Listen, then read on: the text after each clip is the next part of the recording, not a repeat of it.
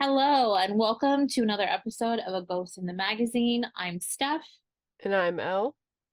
and this week's movie is Huesera, the Bone Woman. Okay. I heard about this movie from a TikTok. Mm. I will save a lot of random TikToks with horror recommendations that I've never heard of before. And this one was on Shudder, and I just thought it sounded really interesting. Gotta be honest, it wasn't what I was expecting. Mm. But I didn't really look anything up about this movie. I didn't realize that it involved pregnancy at all because, again, I'll be honest, I probably wouldn't have suggested it. Mm. I'm glad that I did, but I probably wouldn't have because one of my ultimate fears is being pregnant or childbirth in a horror setting. I think it's the scariest possible thing Mm. that could happen to me.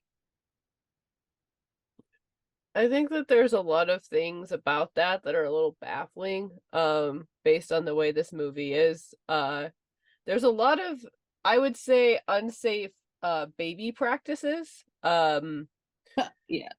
I mean, I'm not just talking about apparently putting a baby in a fridge for 2 hours and it being fine, but like also what that weaving thing she does, well, it's really cool. That is not safe for a crib. You would never put that on a crib. Wrapping the baby in ribbons, nope. You can't even have, like, honestly, the blanket. I mean, because it had holes in it, okay, but I wouldn't even put an infant without a tight swaddle. Like, I wouldn't put it down with a blanket because if the blanket gets over its face, it can suffocate. It's so easy. Infants are so helpless. A lot of the stuff that happened in this was just like unsafe baby practices that like made my alarms go off. And then like the fact that she starts out at like 12 weeks, which is 3 months along, Hmm. and over the like it seems like a day, all of a sudden she's like 6 months along, and it's like the passage of time is very strange for me. It is very strange. Well, first I want to say I'm not a mom, but I've helped raise several babies. And I used to work at Babies R Us and I was a registry consultant. So, and we would do a lot of PK where vendors would come in and show us how to use like breast pumps and stuff. Mm. So, that doesn't at all equate to firsthand knowledge of being a mother. Um, at all. But this movie, I just want to say, do you remember what the main character's name is? Valeria, which I thought was a really Valencia. pretty name. She's also a very pretty woman. Hmm. She looks like a fucking Tim Burton character. She's like Hmm. she's just got this haunted look to her all the time. But I can tell you straight up, I knew from the second I realized that she was trying to get pregnant that she didn't want that baby. I read a book. I can't remember what the book was, but it was the story of a woman who she grew to love her baby, but she was very much in the throes of postpartum and she was a single mother. And her baby was, it was written as if the baby was like a monster and she was stuck in her home and it was like a horror story. Mm. Um, and like I said, all that stuff is very scary to me, but I could tell right away, first of all, that she didn't want the Mhm. baby, but also she was not that into her man. But why would she be? I mean, I'm sorry, but he is like maybe one of the, I don't know. He's not offensive, I guess. He's like he's not. but He's he's nonchalant. so. He's nonchalant and he's also very dismissive. And he's not like he doesn't really have, I don't know how to say it, like he doesn't really have a personality. I'm like an expert on men who don't have personalities and who are nonchalant. I'm just Steph. saying, I can spot them bitches from a fucking mile Well, away. like in the beginning, when they're trying to conceive or whatever, which she's already must be pregnant at that point. If I don't, again, I'm not clear on the passage of time, but he it's like she's just like, "Get done." She doesn't wanna fucking Yeah. bang him. No. He's not any good, obviously. She's No. putting it on, you can tell that she's faking moaning, and then when she's pregnant, he's like, "Aren't you afraid I'm gonna hurt the baby?" It's like, if you don't know female anatomy, you have no fucking right getting anyone pregnant. Like, No stay away. business No making a nutting baby. in anyone if you don't understand how a uterus works. I'm sorry, but I feel like that should be the law. I feel like you should be required to take courses or something. There's a lot of people out here making babies who just I mean shouldn't be. I mean, like they're kids making babies. You know what I mhm, mean? There's also I've just grown to know in like my years of singleness that there are a lot of men who don't understand yep. female anatomy at all. Some of them don't even know that there are two holes down there. So you know what I mean? Yikes. Yeah, It's yeah. true. It's true. All you have to do is go on Tinder. I don't want to. I've been on Tinder and I fucking hated it. I'm Tinder's not not doing all that again. Tinder's not all bad. And then like as they're unraveling her story, it becomes super fucking clear why this is. But I think that the weirdness of the passage of time is very intentional because this entire movie is very confusing as to what's happening. And it leans heavily into is this superstition or is this mental illness? Mhm. Which I I hate to say that I love, but I love that and it started with The Exorcist. I love a good confusing movie, but like that satisfies all the itches of like a Mm. horror movie, and I feel like that this movie really did that. And I loved to watch Val. There's a lot of like grotesquerie she pulls with her body physically and like her facial features, and man, I love to watch her. Um, when they start getting into her family stuff though, it almost infantilizes her, like Mhm. it like makes her seem like, even though she's an adult woman, a baby having a baby because of the way her family treats her. Did you notice like the kind of difference in her wardrobe when she was watching the kids? It was almost seem again like she was wearing a child's wardrobe. She looked so much younger in that situation. Like she was, and I think it was driving home symbolically that she wasn't ready to have a baby. Yeah, and you get that through this whole movie. Just really like it. I thought that there was like really good pacing. Her family frustrated me, but also at the same time, everything that happened was sort of proving them right. Like they, Mhm. maybe didn't have to treat her that way, but she she she could barely be responsible for herself through this whole thing, and she was trying to like have this image of I have a successful hobby career. I have a man. I just need the baby, and then maybe my family will stop treating me like this. When all in all, she just needed to embrace herself and what she wanted to do and live her truth. Mhm. Whoa, okay. She's a Yeah. lesbian, you guys. She's a lesbian. She's gay. Yes. She's gay. And her relationship with Octavia is so much better. And, It like, gives me their sex is goosebumps. hot Yeah, versus okay. what's going on with Raoul. Like That I'm normally like a gratuitous sex scene or whatever, but mhm, even though she was pregnant and her belly bump was showing, and like that could be seen as like obscene or whatever, I wow, was that mhm, an amazing scene between the two of them. Just the passion, like you could see her like flourishing, like all mhm, this shit about herself that she's pent up over the years since she decided to like give up her dream of running off into the mountains with Octavia, like just spilling out in that bedroom. Hot diggity damn. mhm. Oh god. It's Just, so like, in contrast with the sex with Raoul was Mm, I also don't like extended sex scenes in movies, but this had a narrative reason oh for it.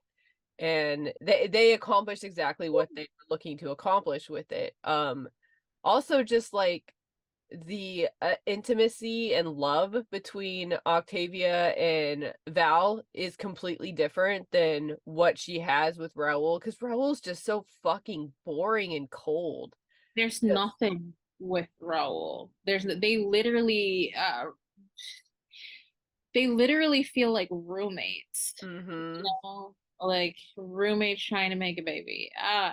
It's not really giving anything. And it seems like the baby, even though you can tell she doesn't want it, it all has to come out of her side of the equation with things too. Because he's very much like you see, he has like a little music studio in the beginning, but it's her workshop that has to come down in order for the baby to come in, not his area. You know, Yeah. it's all on her.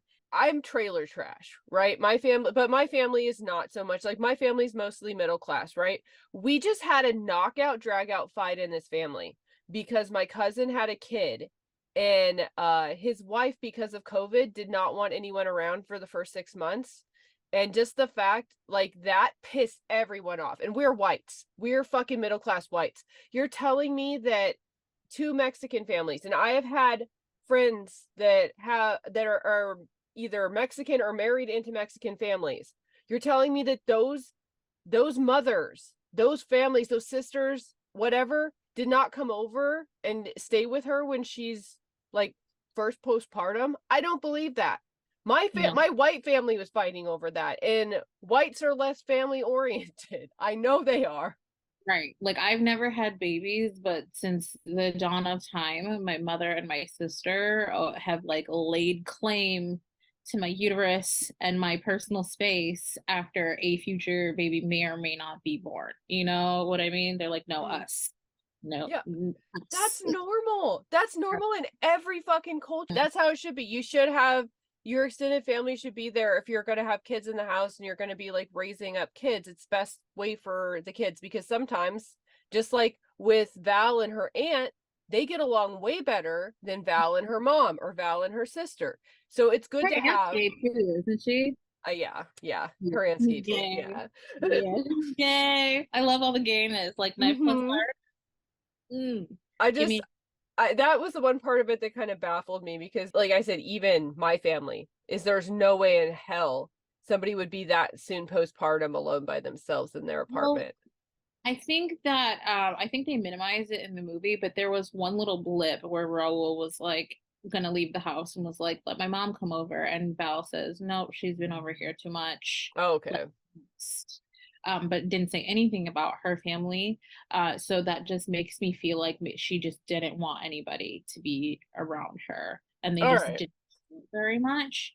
But either way, that makes sense. Like, and then her family, regardless of the baby being born, there was the traumatic incident with her niece and her nephew.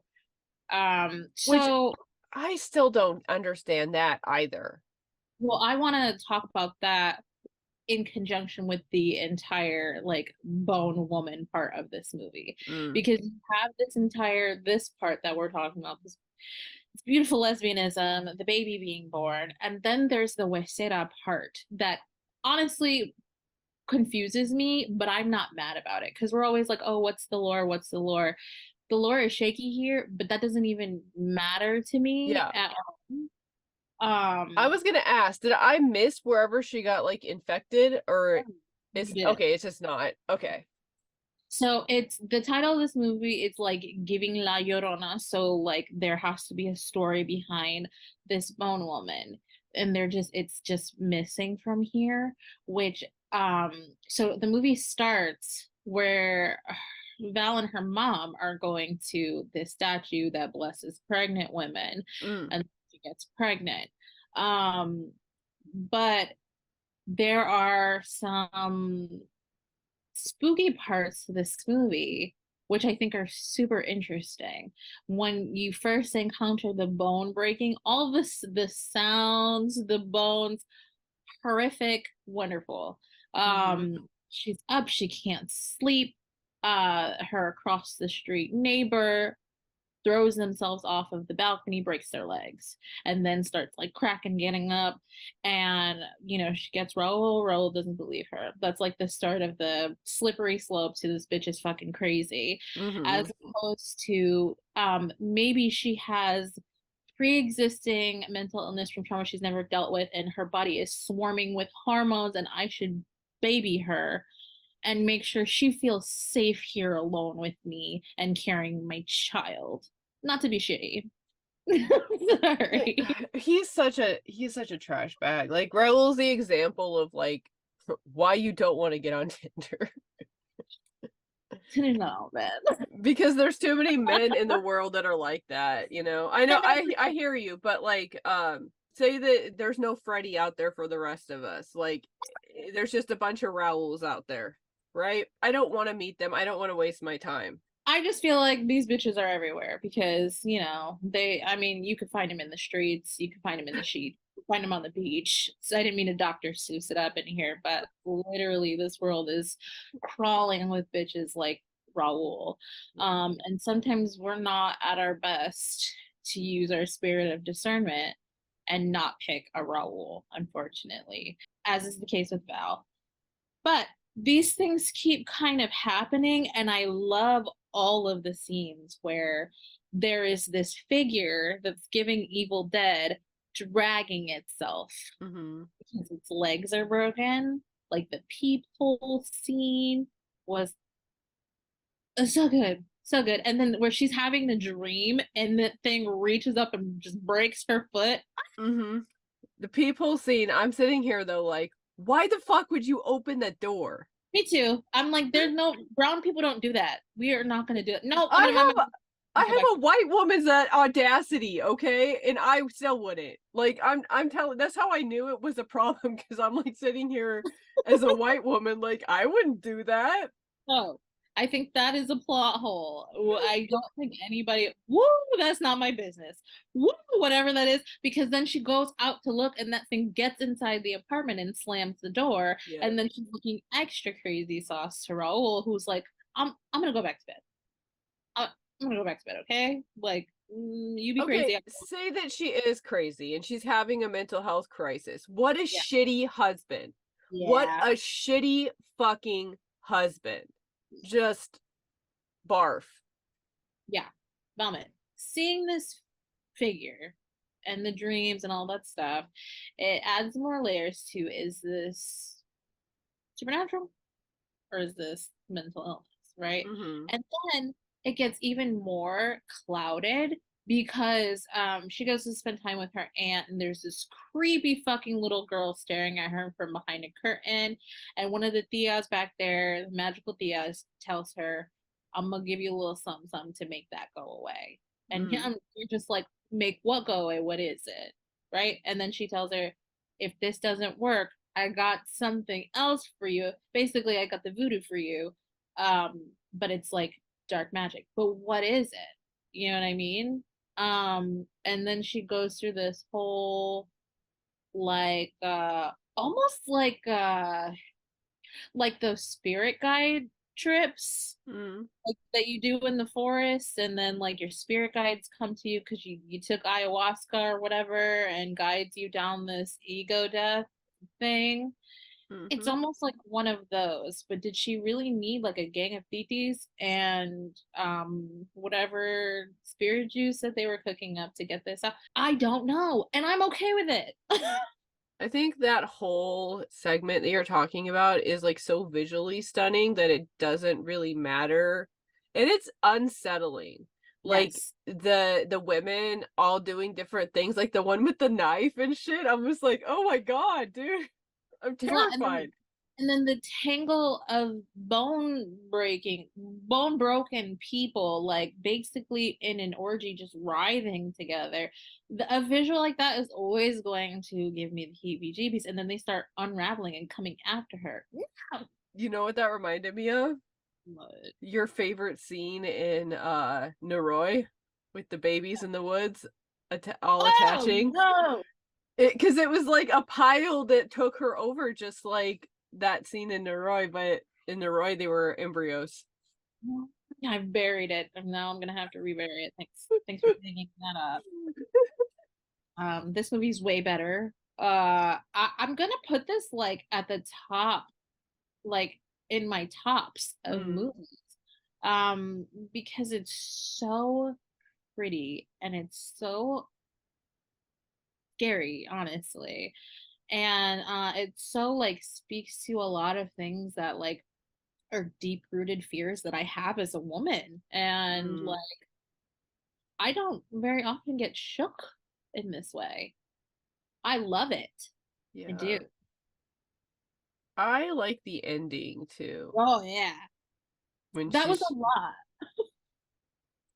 she's just like, I mean, you can see the conflict in her leaving the baby, but it's the right thing to do for her, you know? Yeah. Especially because unfortunately that baby is stuck to Raoul. That's the problem. It's like, I just always feel like you could pick up and learn how to integrate your kid into whatever lifestyle you wanted to, because that's just being, an adult and having a family, that kind of thing. But if it's attached to that fucking personality-less drone, I don't know. Like, the problem is what kind of person is that baby gonna grow up to be? Like literally it just goes along with everything that I just said. Everybody has different shit that scares them, but like one of the things that is the scariest for me as a real person, like trying to make my way in this world, in this lifetime,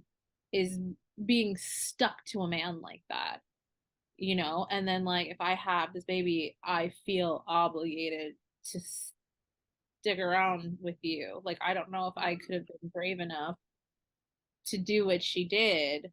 So, like, Mm-hmm. oh, it just makes my heart sing that respectfully that she left. The baby's gonna be loved, the Yeah. baby's gonna be cared for. And she saw that through, even though it dragged her down this dark path that really could have taken her. Like she could have just died. She could have Mm-hmm. died, she could have taken the baby with her. She could have not made it there, but she did. She fucking left to live her best lesbian life in the mountains. It's so inspiring. I mean, if that's your man and that's who you got, I'm gonna go with the woman every time. Like, if that's the man choice versus like that relationship she has with Octavia, like, yes. I would like a relationship like what she has with Octavia, not necessarily with a woman, because unfortunately I'm straight as fuck. But I don't like that about myself because it leads But to more pain. if it was a choice, we'd all be gay. Yes. I mean, like, that should be what a relationship is. Like that should Mm-hmm. be what like the love of my life. Like I feel passion. I feel inspired. I don't feel Mm-hmm. stuck. I don't feel, and in relationships it is normal to like get into ruts, but it's Mm-hmm. also self-aware and like sensitive to your partner's wants and needs and desires, Mm-hmm. and you know reevaluate from time to time, Well, there brothers.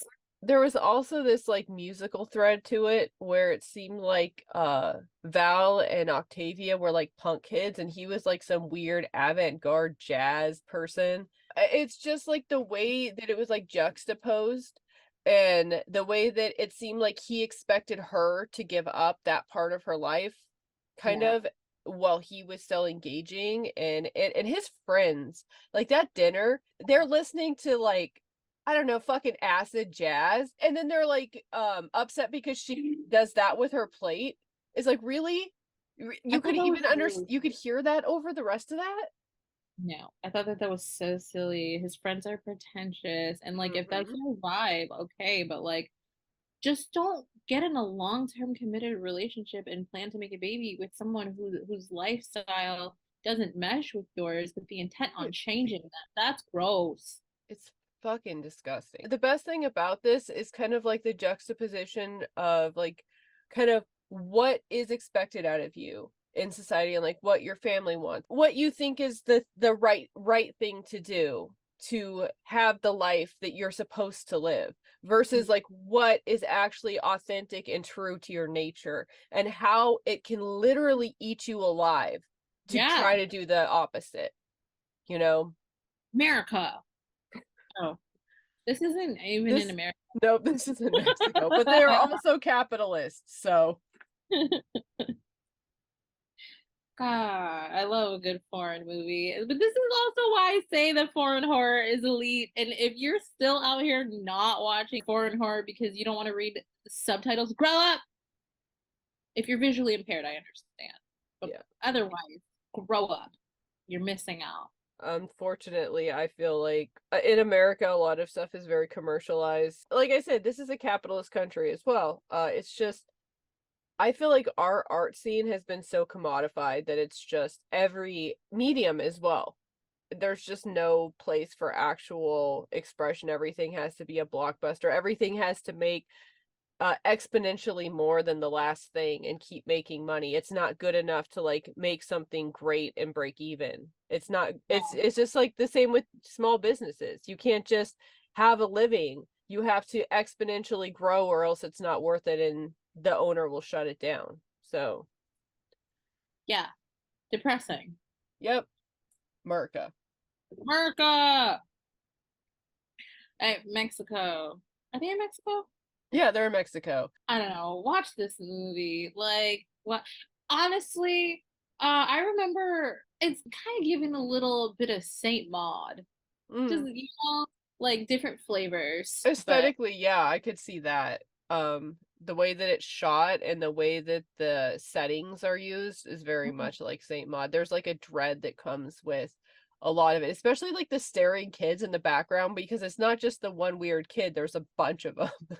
fuck them kids. And I'm not kidding. If I ever see kids staring at me, I'm like, what's happening in the world right now? Like, Well, especially that one in the freaking OBGYN office. She's like, I hate it. Control your kids' eyeballs. Oh, I didn't like that one. I especially mm-mm. didn't like I know you can't control your kids' eyeballs, but like I would be hyper aware of my kids staring down a stranger. Like, chill. Put a pillowcase over their head. It's nap time. Put out little eye slits so they can't really see. It's That's like a bird in a cage. You just put it over their head and tell them it's nap time. let's sleep. Go to sleep. That's fucked up. Parenting pro tip. I think it's a good one. Not a parent. Yeah, Not the thing that I would say for a parenting tip I learned from Punky Brewster in the 90s is that you can't put children in refrigerators because there's no air in there. That's why I was freaking out at this movie because the baby is like in the refrigerator for 2 hours. I don't know if the refrigerators are different in Mexico or something like or if they've changed them since the 90s because I remember watching that show a kid almost died playing hide and seek on oh. Punky Brewster because they hid in a old refrigerator out in the But thing and my mom also, had to have a conversation with me about that. oh geez. But also, like, it'll lower your little tiny baby's body temperature too low. Right. Um, but I think it was just like an illusion with the time and all of that. I honestly thought she threw the fucking baby out the window. Yeah. So It seemed like she did too. When she first came out, she was like checking. yeah. Well, I hope Val's living a beautiful life. Me too. Yeah, the How many? passage of time in this is not clear, so that's true. No, but I was just along for the ride, and I'm definitely gonna watch it again because woo, I liked it. Oh, another thing I noticed is Octavia has Junji Ito's Uzumaki on the shelf, which made me like love her even more. I already kind of low-key had a crush on her from the beginning because she's cute, but then And all that good hair, taste. honey, Yeah, I loved her hair. She has pretty hair. beautiful. Anyways, this is an Octavia simping podcast now. Yep. This movie does do the two things I don't like. Their dog dies and the baby is threatened. And So I was wondering how it was gonna go with you, but it's just so good. honestly, it doesn't have good lore either because it doesn't explain it, I but it still manages to it didn't piss me off. I'm just gonna say, like, this is probably a solid like 3.5 for me. Like it wasn't my absolute favorite, but it's not hitting the things that I usually like, right? Um, but it's still good. It's Four still chuds. above average. Huh? Four chuds. For chuds. Sorry, Matt. Just joking. We stole chuds for Matt. Matt knows it. We stole it from Cinnamon Poison. We didn't really mean to. It started off as a joke, and now we keep using the chud scale. What do you? I feel like it's the perfect scale because it's so Alright, unserious and rating something as unserious to begin with. you can follow this podcast on the interwebs at ghostinthemagazine.site. You can find it on Twitter at GITM Podcast. You can find me on Twitter at WitchXPudding. And you can find me at Nocturnical. Okay, bye.